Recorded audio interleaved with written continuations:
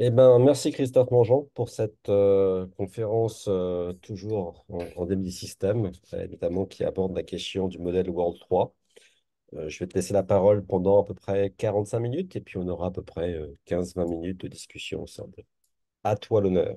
Merci beaucoup, Arnaud. Merci à tous ceux qui regarderont cet épisode, cette petite conférence. Alors effectivement, qui est une conférence à la fois sur la dynamique des STEM, sur World 3 et sur la transition écologique, ou en tout cas sur les outils nous permettant de la conduire.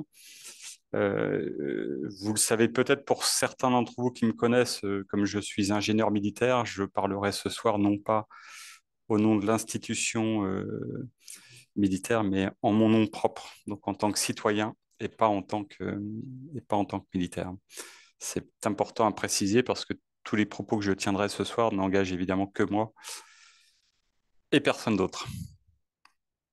Donc le thème de ce soir, c'est la modélisation systémique au profit de la transition, ce que je qualifie, et vous le verrez au fur et à mesure de l'exposé, de pièces manquantes de notre transition. Et vous comprendrez pourquoi dans un moment. Alors, d'abord, effectivement, un petit rappel j'essaie juste d'enlever un truc qui me gêne à l'écran, voilà. Euh, un petit rappel de l'historique pour moi. Euh, D'abord, tout pour moi commence assez récemment, finalement, à l'échelle d'une vie, puisque ça n'a commencé qu'il y a une douzaine d'années, en 2012, lorsque j'ai reçu en cadeau le livre Les limites à la croissance 30 ans après. Et ce livre a été une véritable révolution, quelque chose d'absolument fondamental dans mon esprit, une vraie bascule intellectuelle, puisque ça a été à la fois la découverte de l'écologie avec un grand E, et non pas les combats écologiques que je voyais venir de part et d'autre, mais sans nécessairement les comprendre de façon unifiée. J'ai également découvert la dynamique des STEM en tant que thématique à part entière. J'ai également découvert que dès les années 72, avec le modèle World 3, le monde avait été modélisé comme un système dynamique entièrement bouclé.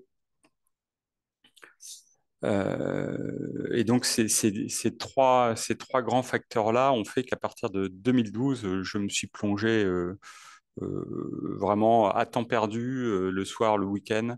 Je me suis plongé de façon assez intense dans cette thématique de la dynamique des systèmes. Et une question est devenue récurrente chez moi au bout de quelques années, notamment après avoir étudié le modèle World 3 que je vous présenterai tout à l'heure. C'est est-ce que nous avons un modèle prospectif vraiment d'anticipation pour la France et pour le monde ou pas? Voilà. Et du coup, chemin faisant, en 2023, j'ai décidé de me coucher sur le papier toutes ces réflexions et toutes mes recherches sur le sujet dans un livre dont je vous montrerai le projet en dernière planche, puisqu'il cet été. Donc le plan est assez simple, assez linéaire. Vu de ma fenêtre, qu'est-ce que c'est que la dynamique des systèmes? Très rapidement, mais surtout avec quelques réflexions que cela m'inspire. Deuxième partie un peu plus conséquente sur World 3, euh, avec ce modèle qui reste pour moi une référence. Et puis troisième partie sur la question du moment, qui est est-ce qu'on a un modèle systémique pour piloter notre transition écologique. Donc la dynamique des systèmes vue de ma fenêtre. Euh, j'ai découvert dès les années 2012 que absolument tous modélisés, quel que soit le thème technique, sociologique, financier, économique, voilà. Tout se modélise en dynamique des systèmes, quel que soit le thème ou le champ d'intérêt. Vous pouvez taper sur Internet et trouver des modèles en dynamique des systèmes, très peu français. La plupart sont des modèles faits par des pays étrangers, des chercheurs étrangers, mais absolument tous modélisent. Là, je vous ai mis en guise d'illustration quelques exemples parmi des milliers et des milliers d'autres. Euh, mais ce qui est sûr, c'est que moi qui suis militaire et qui du coup me suis amusé à aller voir ce qui se faisait en termes de modélisation systémique dans le monde, par exemple, de l'armement, dans le monde du MCO, dans le monde de la logistique militaire, eh ben, vous trouvez des articles à foison dans tous ces sujets. Alors que ce n'est pas du tout intuitif de se dire que des armées étrangères font de la modélisation systémique dans le domaine militaire, et ça existe à très grande échelle. C'est même enseigné dans les universités, les grandes universités étrangères, y compris les académies militaires. Mais la dynamique des STEM n'est pas vraiment enseignée à large échelle, en tout cas en France aujourd'hui, euh, ce qui, de mon point de vue, constitue un axe d'amélioration très fort dans l'enseignement supérieur. Et alors, la modélisation, elle vaut d'abord par les questions qu'elle invite à se poser lors de la construction des modèles et même en amont de la construction des modèles, c'est-à-dire dès la construction des questions auxquelles on veut répondre. Alors, pour illustrer ce propos-là, je vous ai juste mis un petit exemple issu de mes propres réflexions de 2014. Donc, en 2014, au Shift Project, là, j'avais un petit peu présenté World 3 et la dynamique des STEM. Et il se trouve que j'avais du coup moi-même travaillé sur quelques sous-modèles thématiques, hein, en l'occurrence la génération de déchets solides, et que euh, voilà, cette petite modélisation que j'avais reprise à mon compte, là, euh, tout de suite a amené un certain nombre d'idées, y compris l'idée d'un projet de loi sur ce que j'ai appelé à l'époque une TVA flottante, et qui peut se décrire comme suit très rapidement, mais je vous explique juste, évidemment, l'idée n'est pas de faire un cours de, de modélisation, vous êtes tous spécialistes ou très avertis du sujet. Mais l'idée, voilà, c'était de voir un petit peu qu'à partir d'un petit modèle qui décrivait la génération de déchets solides, avec la petite équation de base que vous avez à l'écran, donc euh, partant de la modélisation du flux annuel de déchets solides, hein, grand S, eh bien, vous avez trois grandes variables, quelque part, pour modifier ce flux annuel de déchets solides. D'abord, bien sûr, le nombre de produits que vous produisez par an, qui produisent ces déchets, la quantité de matériaux par objet qui, in fine, peut se transformer en déchets ou pas, et puis la durée de vie du produit en question. Et si vous voulez réduire le flux annuel de déchets solides, vous avez la latitude, par exemple, de réduire le nombre de produits. Ça, c'est ce qu'aujourd'hui, nous, on appelle typiquement la sobriété lorsque c'est quelque chose de souhaitable, euh, sauf que c'est assez difficile à assumer politiquement. Et sinon, c'est éventuellement de la pauvreté, de la réduction du niveau de vie si c'est subi. W, la quantité de matériaux par objet, bah, vous pouvez faire appel à l'ingénierie pour réduire cette quantité de matériaux utilisés dans chaque produit. Mieux concevoir, c'est l'éco-conception, par exemple. Et puis, augmenter la durée de vie, vous retrouvez également l'éco-conception. Et puis, vous pouvez retrouver, pour augmenter la durée de vie, un certain nombre d'obligations ou d'incitations qui font que la durée de vie des objets va augmenter. Donc, voilà, tout ça partant d'une équation assez simple. Qu'est-ce qui se passe? Vous voyez qu'en fait, il se trouve qu'en analysant un petit peu, on se rend compte que le rapport W sur L, donc partant d'une quantité de produits annuels fixée, hein, le rapport W sur L fait cette espèce de petite baignoire que vous voyez sur l'image en bas à droite, là. Et du coup, effectivement, cette courbe, elle montre une quantité minimale donnée, en dessous de laquelle on ne peut pas descendre. Alors ça donne tout de suite l'idée de dire, mais finalement, si on indexait, si on taxait la quantité de déchets par rapport à cette grandeur W sur L, c'est-à-dire par rapport à la quantité de déchets annuellement produits. Et là, vous voyez que tout de suite, la question qui se pose, c'est très bien, on pourrait taxer, mais ça nécessiterait quand même en amont d'avoir des entités, des organismes spécialisés dans la mesure d'abord de la quantité de matériaux de façon normative et également de la durée de vie de façon normative. Mesurer tout ça, aujourd'hui, ça ne se fait pas naturellement, ça ne se fait éventuellement que sur quelques objets simples, mais il n'y a pas de normes internationales, il n'y a pas de loi au niveau de l'OMC, par exemple, qui permettent d'unifier ce genre de mesures et de calculs. Alors, j'avais pris l'exemple en 2014 de ces trois petites cuillères que je vous montre à l'écran, là. Vous avez à gauche la petite cuillère chinoise avec son manche en plastique. Une fois que vous cassez la cuillère, vous jetez tout, en fait, concrètement.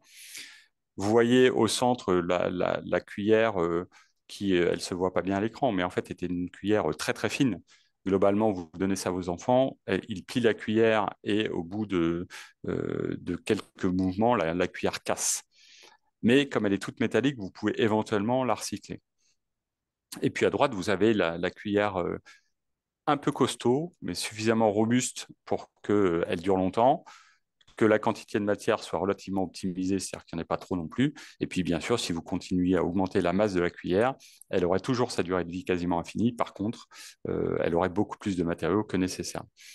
Donc, on voit qu'il y a un optimum, très bien. Et l'idée tout de suite qui avait germé dans mon esprit, c'était, mais finalement, entre cette cuillère chinoise à gauche, la cuillère Baku au milieu et la cuillère bien dimensionnée à droite, aujourd'hui, la TVA, elle est toujours la même. Elle est globalement fixe, elle est de quelques pourcents, typiquement 20% du produit en question. Et nous pourrions très bien aller vers une TVA dite flottante qui tiendrait compte d'une part fixe éventuellement, comme aujourd'hui, de quelques pourcents, pourquoi pas, mais également d'une part de TVA qui serait variable liée à cette quantité de déchets produite par rapport à la durée de vie de l'objet en question. Et puis, pourquoi pas, d'autres parts variables liées à l'empreinte carbone, liées à la futilité de l'objet, etc., etc. Tout ça, vous voyez, simplement à partir d'un exemple de modélisation de la quantité de déchets produits, euh, peut amener à des idées de projets de loi euh, voilà, qu'il conviendrait, à mon sens, de travailler. Donc ça, c'était une petite illustration en dynamique des systèmes, non seulement tout se modélise, mais surtout les questions qui sont sous-jacentes à la modélisation à proprement parler sont extrêmement intéressantes et les conclusions au sens des projets sociétaux qu'elles entraînent sont également les points fondamentaux. On se rend compte là-dedans que finalement les résultats à proprement parler de la modélisation sont souvent euh, des choses, certes, qui sont intéressantes pour les chercheurs que nous sommes, mais qui ne sont pas nécessairement finalement les points les plus importants. Donc, World 3, qui est quand même le cœur de mes travaux depuis une petite dizaine d'années, puisque je suis resté focalisé sur World 3. Euh, World 3, c'est un modèle donc, créé à la demande du Club de Rome à partir un petit peu après les années 68. Donc le modèle lui-même a été constitué par les équipes emmenées par d'abord Jay Forrester, puis Dennis Meadows et Donella Meadows entre 1970 et 1972. Ce qui a donné lieu d'abord à un premier rapport, Les limites à la croissance en 1972, qui est le rapport entre guillemets de vulgarisation de, de, du modèle World 3. Euh, le livre scientifique lui-même est sorti en 74. Hein, c'est celui que vous trouvez à droite, là, au milieu, Dynamics of Growth in a Finite World. Ça, c'est le bouquin qui se trouve dans quelques bonnes bibliothèques universitaires, qui permet de comprendre vraiment tous les modèles, tous les sous-modèles de World 3. Un autre livre qui fait un petit peu référence aussi à ces travaux-là, c'est Toward Global Equilibrium, pareil, sorti en 74, dans lequel, par exemple, moi, j'avais travaillé sur le modèle des déchets solides que je vous ai illustré tout à l'heure, juste avant. Donc 72, donc les limites à la croissance. 20 ans plus tard, une version révisée des limites à la croissance qui s'est appelée Au-delà des limites, Beyond the Limits, qui montrait finalement déjà que nous avions dépassé la limite de charge de la planète. 2004, l'équipe Meadows remet ça, toujours à la demande du Club de Rome, pour sortir le livre qui n'a été traduit en français qu'en 2012 et que moi j'ai eu entre les mains en 2012 et qui m'a fait basculer dans cette merveilleuse thématique de la dynamique des systèmes. Donc, trois livres fondateurs, mais qui sont globalement les mêmes, hein, Les limites à la croissance de 72, Beyond the Limits en 92 et 2004, les limites à la croissance 30 ans après. Le modèle World 3 qui est à la base, hein, des limites à la croissance, vous en avez ici un synoptique très, très succinct. Euh, qui montre quoi? Qui montre qu'en fait, c'est un modèle totalement fermé sur lui-même. Autrement dit, tous les paramètres sont initiés à une date, en l'occurrence 1900. Toutes les équations sont écrites en dur. Et à partir du moment où vous appuyez sur le bouton Entrée, le modèle tourne jusqu'en 2100 et vous calcule un premier run, qu'on appelle un premier scénario, que je vais vous décrire dans un instant. Donc l'idée, c'est qu'à partir de quelques grandeurs macroscopiques, la population, les terres, la pollution, l'industrie, les ressources non renouvelables, eh bien, vous avez un modèle fermé global du monde, vu comme une entité globale moyennée. Il n'y a pas de pays, il n'y a pas de zone géographique différenciée. Le monde est un monde unique. Ce qui est intéressant dans les limites à la croissance et dans World 3, c'est que justement, il y a cette notion de limite. Limite planétaire, à savoir les ressources non renouvelables, les terres arables et la pollution. Donc ça sont les trois grandes limites planétaires qu'on pourra comparer dans un instant aux limites de Rockström. Il y a bien sûr des limites entre guillemets humaines, hein. Par exemple, l'espérance de vie n'est pas infinie, la durée de vie des infrastructures et des services et des équipements non plus. Donc ça, ce sont des limites plutôt liées à nos systèmes humains. Et par contre, tout un tas de choses ne sont pas dans World 3, ce qui en fait un modèle plutôt optimiste, entre guillemets, voilà, puisqu'il n'y a pas de changement climatique, ça c'est un point clé. Il n'y a pas de changement climatique dans World 3. Il n'y a pas de détails sur l'accès à l'eau, les cycles biochimiques, l'acidification des océans, l'érosion de la biodiversité, toutes ces limites qui sont les 9 limites de Rockström. Il n'y a pas non plus de facteurs aggravants tels que les inégalités sociales, les risques de guerre. Les aspects régionaux ne sont pas pris en compte, encore moins les aspects religieux, politiques, etc., économiques. Et donc, tout ça n'est pas dans World 3. Donc, World 3 est un modèle très simplifié et finalement très optimiste du monde. Quand on remet un comparatif entre les 9 limites planétaires plus un certain nombre d'autres limites sur lesquelles je reviendrai, et World 3, World 3, c'est la colonne tout à droite. Vous voyez que là où il y a des croix dans les deux colonnes, dans les limites planétaires et dans les limites World 3, c'est que c'est pris en compte par le modèle. Quand c'est mis entre parenthèses, c'est que ce sont finalement des limites qui sont plus ou moins mises dans World 3 sous forme agrégée. C'est le cas notamment des pollutions. Euh, Voilà. Mais vous voyez qu'il y a un certain nombre de cases qui ne sont pas modélisées dans World 3.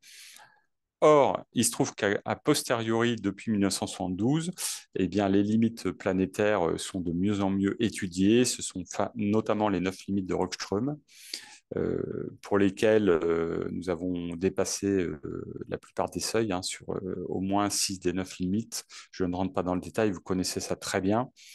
Ce qui est intéressant, c'est de voir que depuis 2009, la compréhension de ces limites planétaires ne fait qu'augmenter et surtout, on constate qu'effectivement, nous avons franchi euh, vraiment un certain nombre de limites. Alors, soit parce qu'en 2009, elles n'étaient pas toutes connues et toutes quantifiées, et du coup, on ne savait pas si elles étaient franchies ou pas.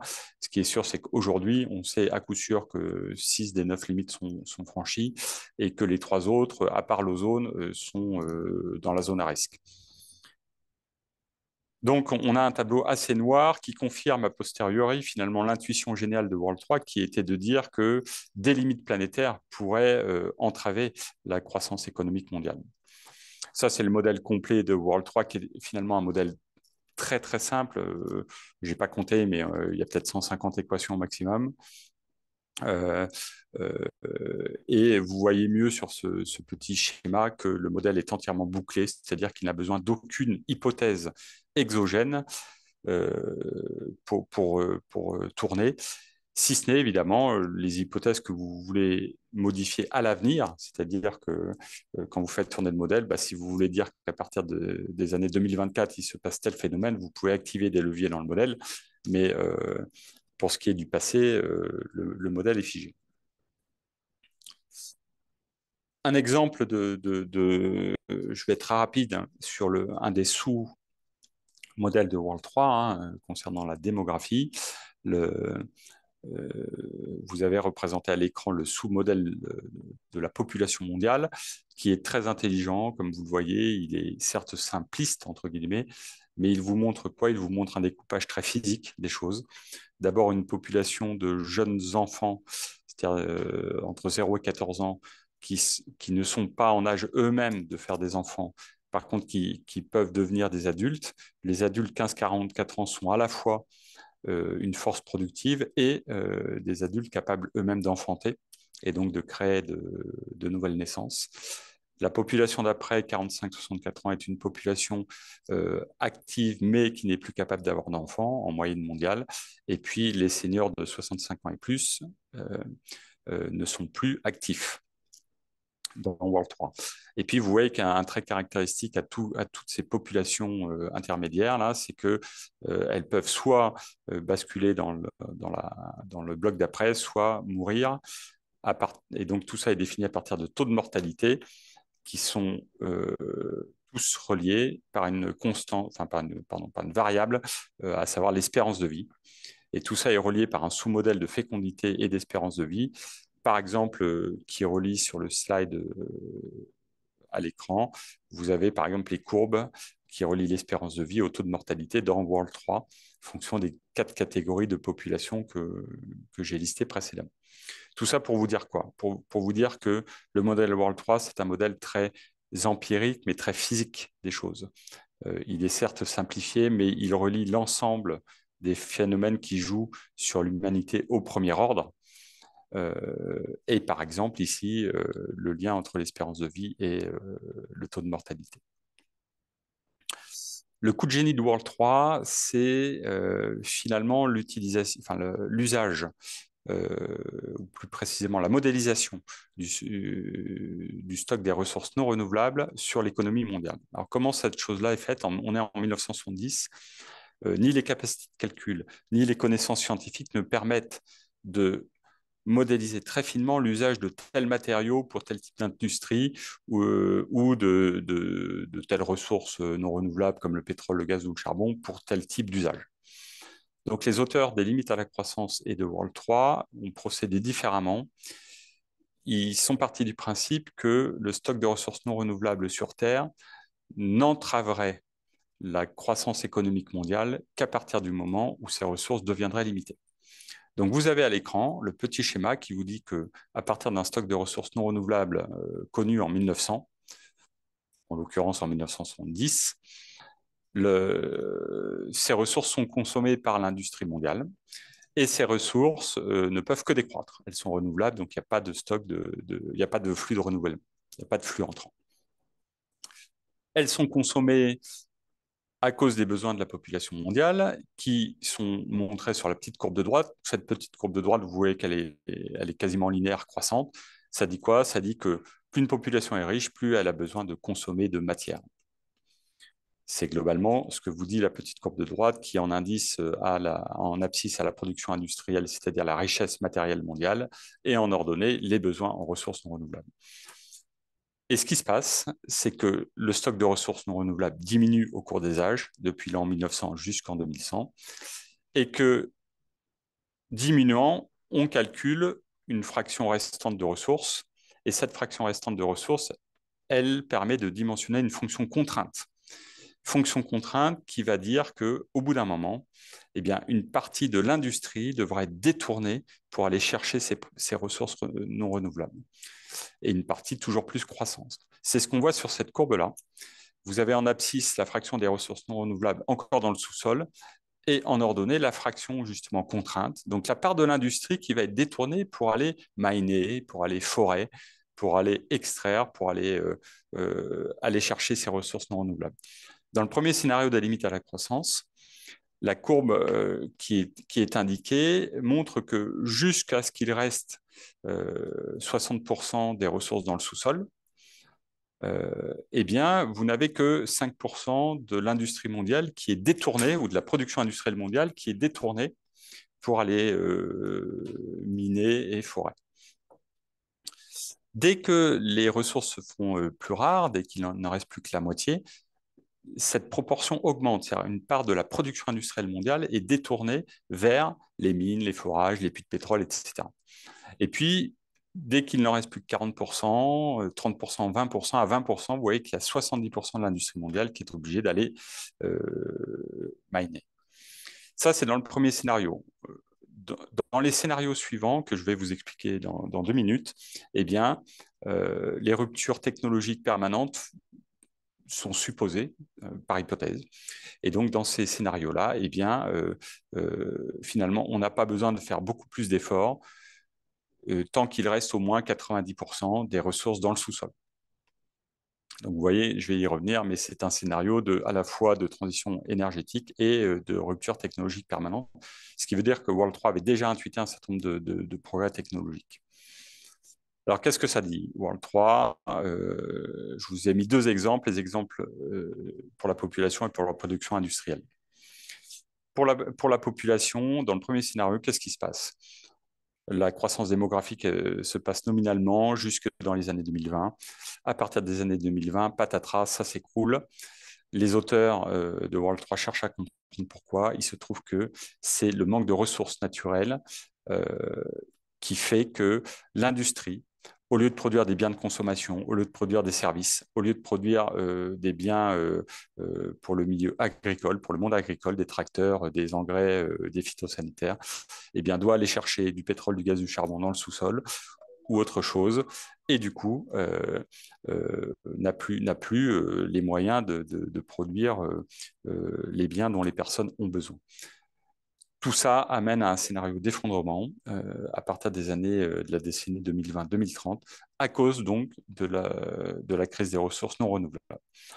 Du coup, les auteurs de World 3 et des limites à la croissance partent du principe que le progrès technologique, comme c'est indiqué sur la courbe en noir plein, sera à l'œuvre, que les ingénieurs seront toujours plus géniaux, que les ruptures technologiques auront lieu, et donc qu'on n'a plus de problème de détournement de l'industrie vers le mining.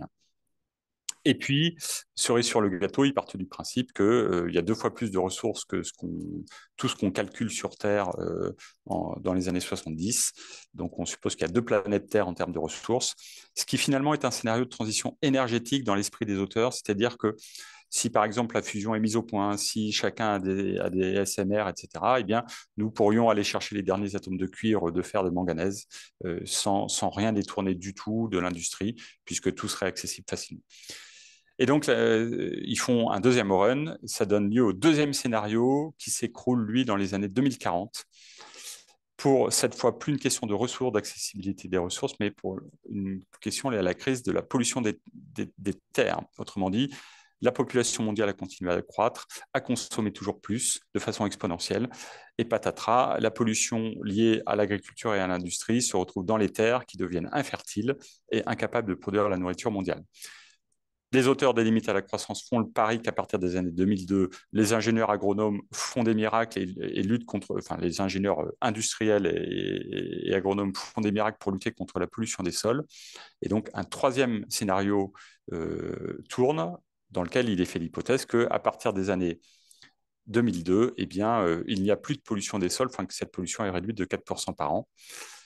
Et vous obtenez un scénario, cette fois-ci, de crise alimentaire à partir des décennies 2040-2060, parce que les sols s'érodent et que du coup, il y a un problème de production alimentaire. Rebelote, les modélisateurs font l'hypothèse qu'à partir de ces années-là, eh bien, on met au point des techniques d'augmentation des rendements agricoles. Et cette fois-ci, ce sont les sols qui s'érodent à partir des années 2080, provoquant un effondrement mondial. Rebelote, les ingénieurs modélisateurs de World 3, de l'équipe World 3 de Meadows, font l'hypothèse que des techniques douces sont mises au point pour que les sols ne s'érodent plus. Et ça donne lieu à un scénario, un cinquième scénario, qui, lui, finit également par s'effondrer dans les années 2080 à cause d'un ensemble de crises alimentaires, pollution. À cet horizon-là, l'accès aux ressources redevient problématique, puisqu'évidemment, il s'est écoulé 40 années de consommation de masse à plus de 8 milliards d'habitants, et donc les ressources redeviennent problématiques également.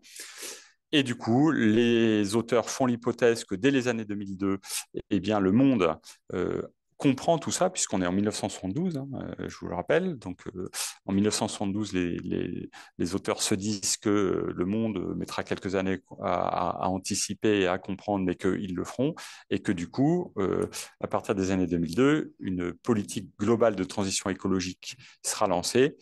Et donc, à chaque fois, on améliorera les choses. En l'occurrence, sur le sixième scénario, on améliore aussi la durée de vie. Euh, euh, Pardon, pas la durée de vie, on réduit la quantité de matière des objets produits, en plus de la lutte contre la pollution, en plus de l'érosion, de la lutte contre l'érosion des sols, en plus de l'augmentation des rendements agricoles, etc., etc. Donc, c'est le scénario numéro 6 est un scénario de transition écologique amorcé en 2002, qui a mis 20 ans à s'établir, mais qui, à partir des années 2020, se traduit effectivement par une réduction de la pollution, une réduction de la quantité de matériaux dans les biens de consommation, etc. Donc, c'est le premier scénario stable. Vous avez exactement la même chose quand vous regardez d'autres paramètres.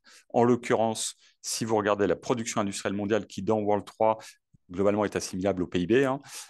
Premier scénario, donc crise des ressources. Deuxième scénario, la pollution des terres fait s'écrouler tout ça dans les années 2040. Vous voyez quand même les ordres de grandeur, hein.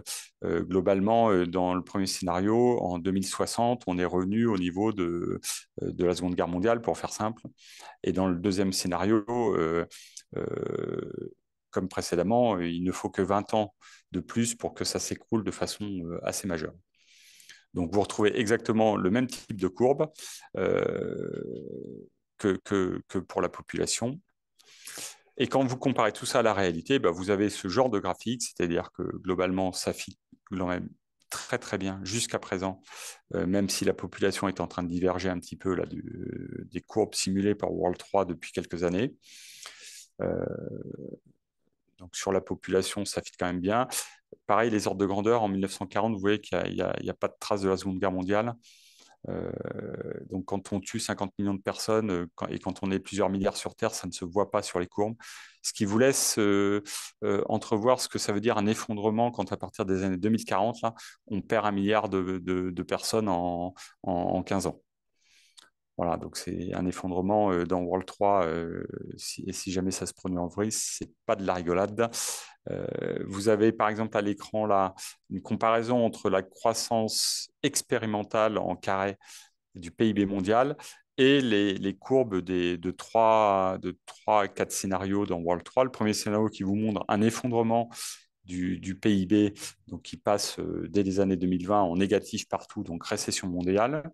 Et puis plus vous allez vers des scénarios de transition et plus le PIB, la croissance du PIB se stabilise autour de zéro. Euh, mais ce qui est sûr, quand vous regardez, c'est qu'à partir des années 2040, globalement, aucun scénario de World 3 ne donne une croissance du PIB positive pour le monde. Et quand vous superposez d'autres courbes comme celle de l'espérance de vie, vous voyez que globalement, on fit les grandes tendances de World 3. Quand vous regardez les terres arabes, pareil, on est en stagnation depuis une bonne vingtaine d'années maintenant. Quand vous regardez le taux de mortalité mondial, eh bien, vous voyez que depuis quelques années, ce taux de mortalité a quand même tendance furieusement à remonter. Et même s'il faut regarder tout ça dans le temps long et que s'il n'y a pas nécessairement d'effet Covid derrière ça, eh bien, vous voyez qu'on commence tendanciellement à avoir des courbes qui évoluent un petit peu dans le sens de ce que disait World 3. Et pour le PIB mondial slash la production industrielle mondiale, quand vous regardez les indices de production industrielle, eh bien, vous avez ce genre de courbe superposée aux courbes de World 3.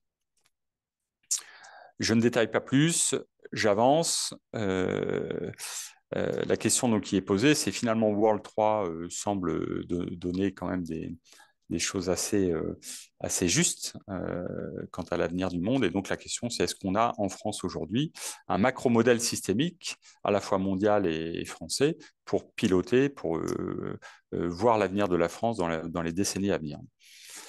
La réponse courte est non. Euh, mes recherches récentes, en tout cas, ne m'ont pas montré, et les interviews que j'ai pu mener auprès des gens du ministère de la Transition écologique euh, ou d'autres ministères n'ont pas fait apparaître de modèle systémique prospectif digne de ce nom. Et donc, nous n'avons pas d'un côté un modèle monde type World 3 maîtrisé par la France, un sous-modèle France couplé à ce modèle monde via un modèle d'interaction entre les deux.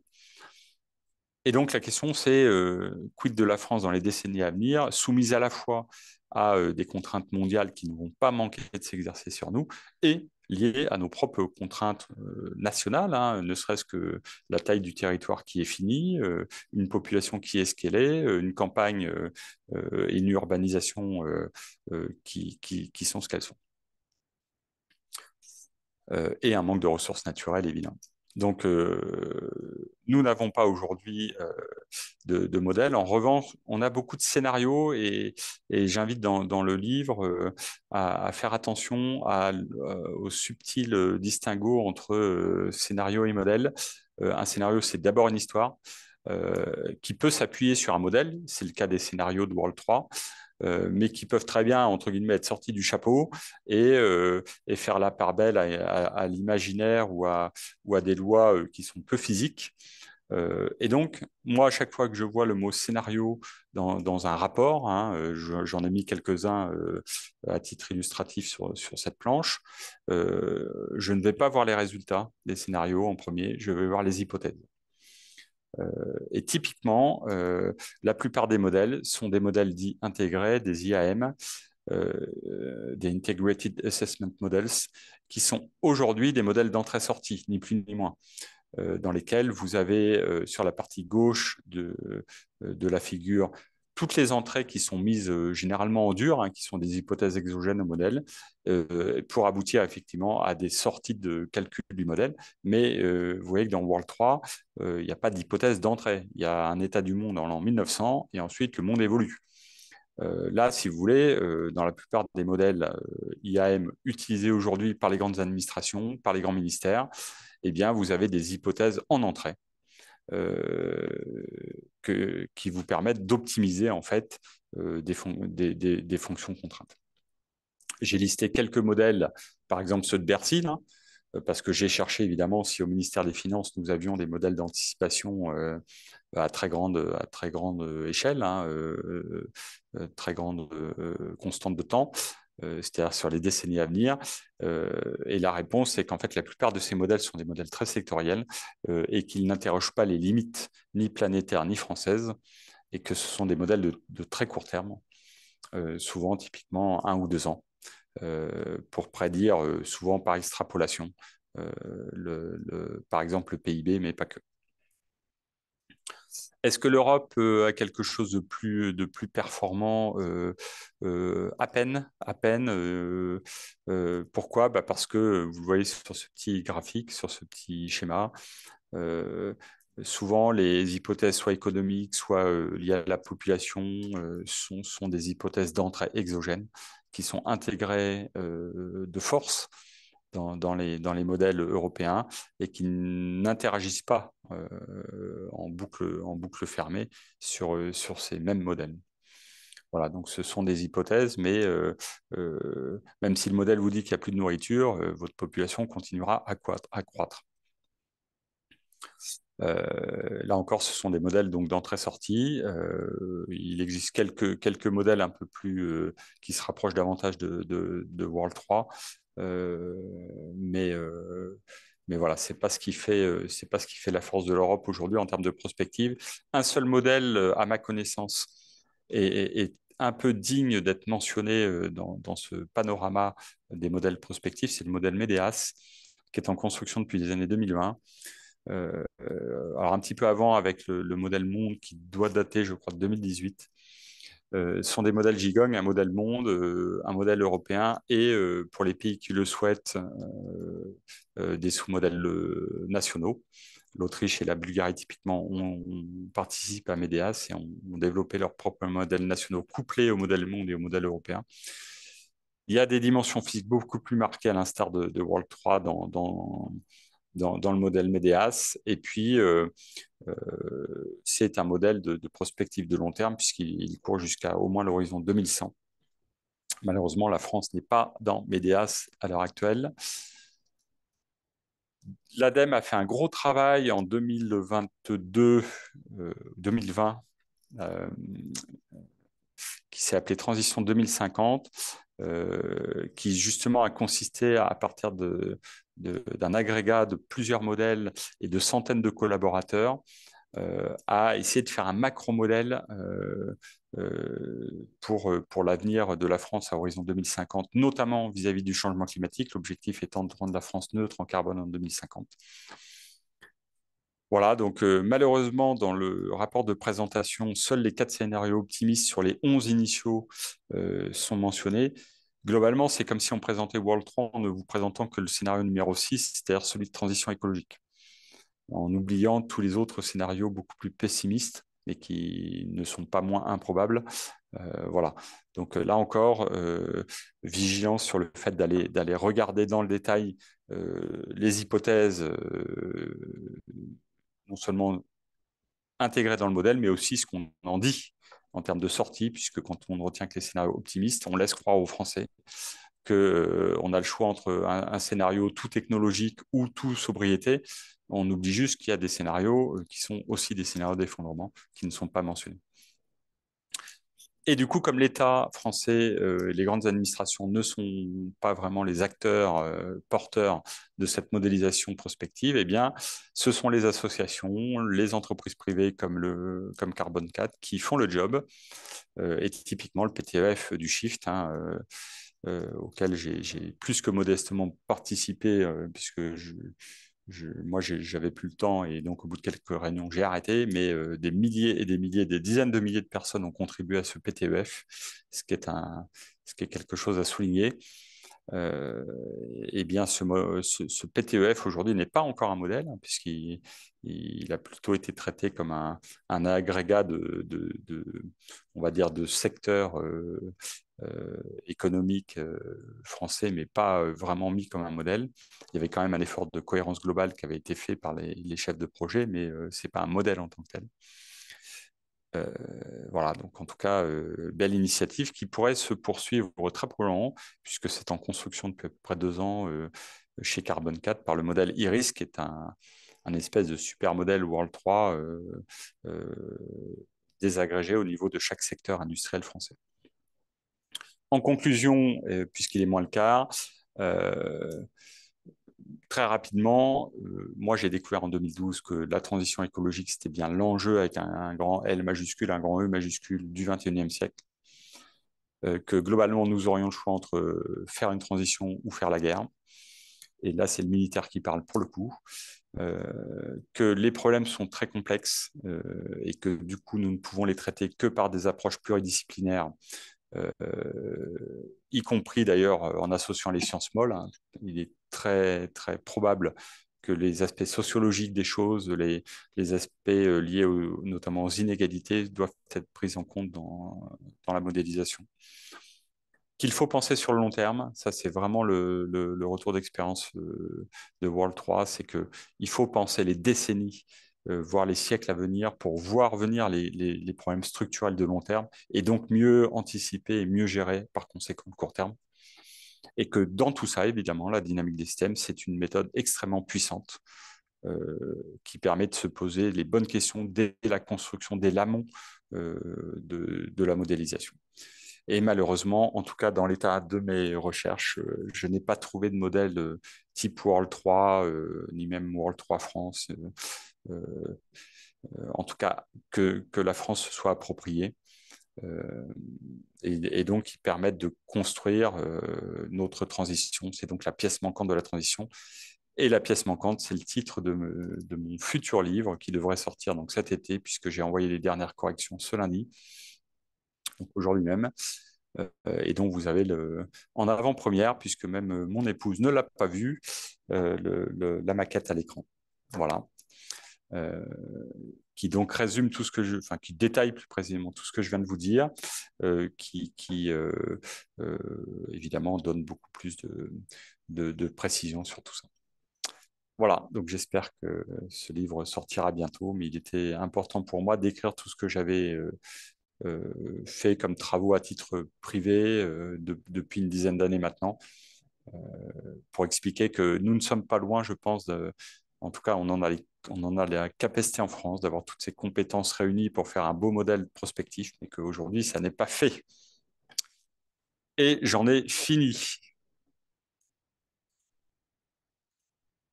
Bah, merci beaucoup, Christophe, pour cette très intéressante et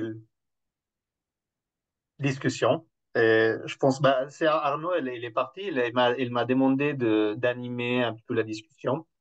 Et d'ailleurs, il a parti et il a laissé une question pour toi, Christophe. Je sais pas Vas-y, si je peux te la, vas-y, vas-y. sur les chats, sur les, ouais, sur les Alors, discussions. Et il y a sur un petit peu cette différence conceptuelle entre les limites et les frontières. Les limites, quand on parle les concepts de Rockstrom. mhm. Est-ce qu'il y a, à ton avis, une différence entre ce qui est des limites dans l'essence de World 3 et c'est ce qui est les frontières des Rockstrom à ne pas dépasser, ou il n'y a alors, pas, il y a pas vraiment une différence? alors, pour moi, la différence n'est que dynamique et systémique. Je m'explique. Les limites de Rockström, finalement, elles n'ont de sens que couplées à l'ensemble du système monde. C'est-à-dire que globalement, le changement climatique pris tout seul, euh, Rockström dit voilà, si on dépasse tant de ppm, eh bien, c'est ce que nous retranscrit le GIEC. Hein, on aura telle élévation de température, ok, très bien. Mais les conséquences de tout ça sont des conséquences plurifactorielles. Hmm. D'accord? Et donc, elles induisent des tensions sur les populations mondiales qui vont se répertorier dans tout un tas de domaines, qui du coup peuvent faire basculer d'autres limites. Par exemple, le changement climatique va avoir des répercussions sur la production alimentaire mondiale, donc sur les besoins de doper les sols pour que les rendements soient maintenus, donc sur la limite liée à l'azote et au phosphore, qui Hmm. est une des limites de Rockström. Enfin, une des limites planétaires. Je dis limite de Rockström, le terme est impropre, ce sont les limites planétaires.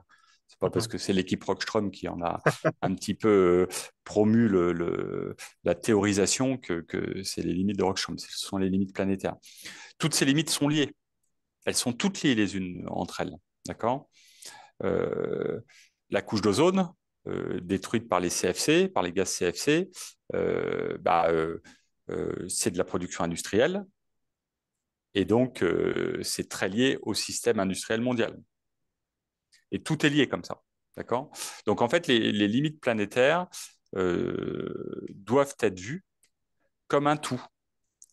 D'où le fait que une modélisation systémique, c'est-à-dire qui intègre euh, toutes ces grandes macro-contraintes planétaires, c'est quelque chose de fondamental à réaliser. World 3 n'en modélise que quelques-unes, parce qu'on est en 1972, hein, les premières modélisations de World 3. Et puis fondamentalement, le modèle n'a pas beaucoup changé. En 2002-2004, quand ils font la troisième version de World 3, hein, finalement, ils améliorent très très peu le modèle. Parce qu'en fait, c'est pas ce qu'on leur demande. On leur demande pas de faire un World 6 ou 7 comme l'équipe de Sverdrup a fait depuis. On leur demande simplement de vérifier, déjà de porter World 3 sur les nouvelles babas de l'époque, hein, et puis d'actualiser un petit peu le code, mais c'est tout ce qu'on leur demande. On leur demande essentiellement de vérifier si World 3 est toujours d'actualité ou pas.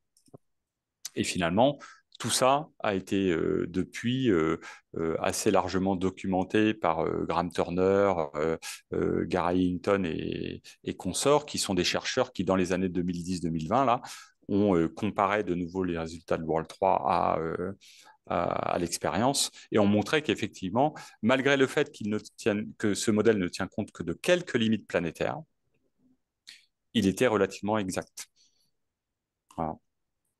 Mais non, les limites planétaires, c'est un tout à traiter comme un tout. Et d'ailleurs, un des grands enseignements de World 3, c'est ce que j'ai tâché de montrer un petit peu par ma succession de petits graphiques là, entre le scénario 1 et le scénario 6, c'est que lorsqu'on s'attaque à une limite planétaire, qu'on essaye de la résoudre, si on ne s'attaque pas aux autres, eh bien, on se prend le mur des autres. Le grand enseignement de World 3, c'est que nous devons aujourd'hui nous attaquer à toutes les limites planétaires en même temps. Voilà, En voilà même temps. la complexité de l'approche systémique. Exactement, Ouais, ça. exactement. Bon, bah, j'ouvre la science, il y a des questions. Je vois qu'il y a la main levée des Didier. Didier, si tu veux poser la question Oui, directement. bon, d'abord j'en profite pour faire un petit coucou à Christophe. Bonjour Salut Christophe. Didier. Bonjour Didier. Très, très heureux de t'apercevoir. Écoute, moi-même, c'est identique. Je voulais te poser deux questions en fait. La première, bon, je crois qu'il y a de mémoire 11 scénarios hein, sur Word 3 Hmm. et tu n'as pas fait état du scénario qui démarre bien plus tôt, c'est-à-dire que si on avait Oui. pris les mesures dans les années 80-90, que se serait-il passé? Je crois que le scénario est un peu plus optimiste. Ça, c'est ma première question. Hmm.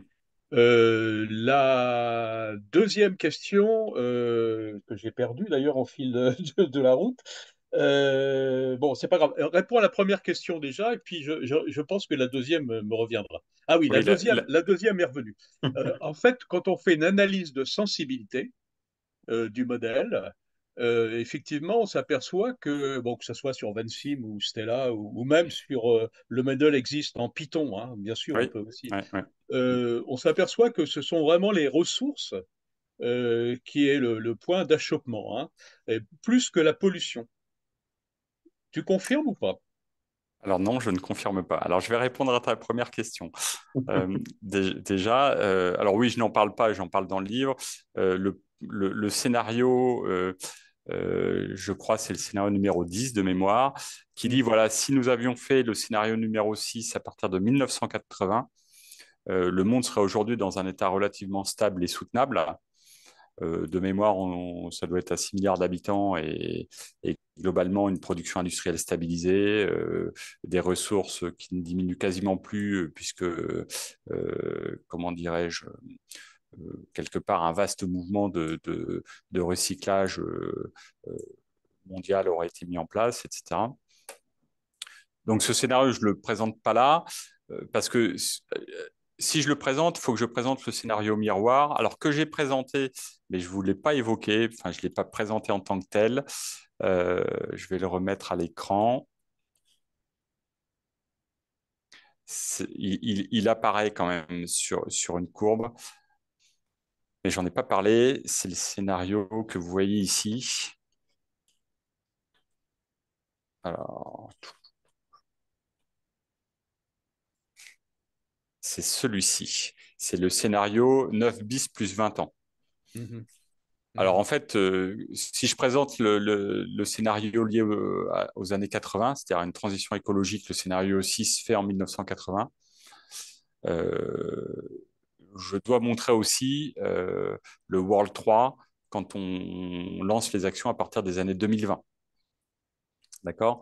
Et la conclusion est toujours la même. Si nous lançons trop tard la transition écologique, nous obtenons la courbe verte, là, par exemple, ou en tout cas, nous obtenons des courbes qui se rapprochent toujours plus du scénario numéro 2. Dit autrement, lancer trop tard la transition, ça aboutit quand même à l'effondrement. Donc, tard, c'est trop tard. Mm. D'accord? Donc, tôt, ça permettait de faire le job. Tard, c'est trop tard. Et ça, World 3 est intraitable. C'est-à-dire que moi, j'ai fait tous les scénarios où j'ai... Donc, dès le scénario numéro 2, hein, le scénario numéro 2, lui, comme c'est un scénario d'effondrement, de toute façon, ça ne change pas grand-chose qu'on attaque la transition en 2000 ou en 2020, ça s'effondre. Par contre, dès le scénario numéro 3, c'est-à-dire ceux où on enclenche vraiment des transitions. Hein, le scénario numéro 3, c'est la transition de la lutte contre la pollution. Eh bien, si on l'engage en 2020 et non plus en 2000, eh bien, ça s'écroule comme dans le scénario numéro 2. Mm. Si le scénario numéro 4, on l'engage en 2020 et pas en 2000, ça s'effondre quasiment comme dans le scénario numéro 2. D'accord? Donc, comme aujourd'hui, on est en 2024 et qu'on a juste lancé la transition, le message clé, c'est que dans World 3, il faut 20 ans pour que la transition prenne vraiment effet. D'accord? Donc, quand on la commence en 2002, elle prend vraiment effet en 2022. Si on la lance en 2020, elle prend effet véritablement en 2040 à l'échelle mondiale. C'est-à-dire qu'aujourd'hui, nous n'avons plus que quelques années pour vraiment lancer la transition. C'est ça que ça veut dire. En fait, World 3 confirme exactement ce que les groupes scientifiques nous disent, chacun dans leur domaine. Le GIEC sur le changement climatique nous dit que nous n'avons plus que quelques années, juste pour la partie changement climatique. Les gens de la biodiversité nous disent, attention, ça s'est tellement effondré ces dernières décennies que nous n'avons plus que quelques années. Les gens effectivement, de la pollution, etc., nous disent la même chose. Et en fait, World 3 redit la même chose. C'est-à-dire qu'effectivement, World 3 dit, nous avons l'impératif de lancer non seulement dès maintenant la transition, mais de la lancer de façon très rapide. C'est-à-dire que s'il faut 20 ans pour que les choses se traduisent par des conséquences tangibles à l'échelle mondiale, ce sera trop tard, en fait. En fait, ce sera trop tard. Donc vraiment, donc ça c'est pour répondre à ta première question. La deuxième Oui. question sur la sensibilité. Alors moi, j'ai par exemple dans World 3, il suffit de mettre 3, 4, 5 fois plus de ressources non renouvelables que dans le scénario numéro 2. Et en fait, les conclusions sont inchangées. D'accord? Pourquoi? Parce qu'en fait, comme le modèle est totalement bouclé et qu'il y a plein de limites, pollution, terres arables, etc., et ben en fait, on se heurte à plein de limites en même temps. Donc, la question des ressources n'est pas un facteur discriminant là-dedans. Elle ne l'est qu'entre le scénario 1 et le scénario 2. C'est-à-dire qu'à partir du scénario 2, entre guillemets, c'est énergie infinie, donc ressources infinies, quelque part. Et le scénario 2, hein, si tu mets 10 fois plus de ressources non renouvelables, ça te redonne le scénario 2. Hein. Non, non. Ce qui fait par contre, en revanche, varier, moi, j'ai fait quelques analyses de sensibilité sur d'autres facteurs. Par exemple, j'ai retrouvé la courbe de population mondiale, là. Je la retrouve en faisant un truc assez rigolo. Je fais augmenter le taux finalement, de productivité de l'industrie. Et ça, pourquoi? Qu'est-ce qui m'a donné l'idée de faire ça? Dans World 3, il y a un petit paramètre à un moment donné qui globalement donne, alors je ne sais plus comment il s'appelle, mais globalement dit, voilà, quand on investit tant dans l'industrie, ça permet de produire tant en sortie. Eh bien, si ce facteur-là, vous l'augmentez un petit peu depuis les années 2000, là, en fait, vous retrouvez les courbes expérimentales d'accélération, notamment qu'on voit ces dernières années là, sur la population, mais c'est vrai aussi sur d'autres domaines. Et en fait, ça s'explique physiquement par le fait qu'en fait, la numérisation, je pense, et la mondialisation hein, globalement, mais mondialisation au sens échange des données, euh, c'est effectivement beaucoup accru depuis 20 ans là. Hein, la mondialisation, elle s'est traduite aussi dans le numérique et donc en termes de productivité, nous avons accéléré, mais en fait, ça va dans la mauvaise direction. Mm. On a accéléré là où il faut ralentir. Et malheureusement, je montre dans un papier que j'ai mis sur LinkedIn là que effectivement, ça amplifie le scénario 2, pour faire simple. C'est-à-dire que tu montes beaucoup plus haut, enfin plus haut, non, tu montes un petit peu plus haut plus rapidement, mais du coup, tu t'effondres plus rapidement aussi. Tu vas plus vite dans le mur. Tu vas plus vite dans le mur. Alors moi, j'aime pas d'ailleurs l'expression aller dans le mur. Je préfère l'expression tomber de la falaise. Enfin, je suis en voiture, je rate un virage et je tombe dans le vide. Et je trouve que c'est plus représentatif finalement ou plus en adéquation par rapport à ce qu'on voit à l'écran. Là.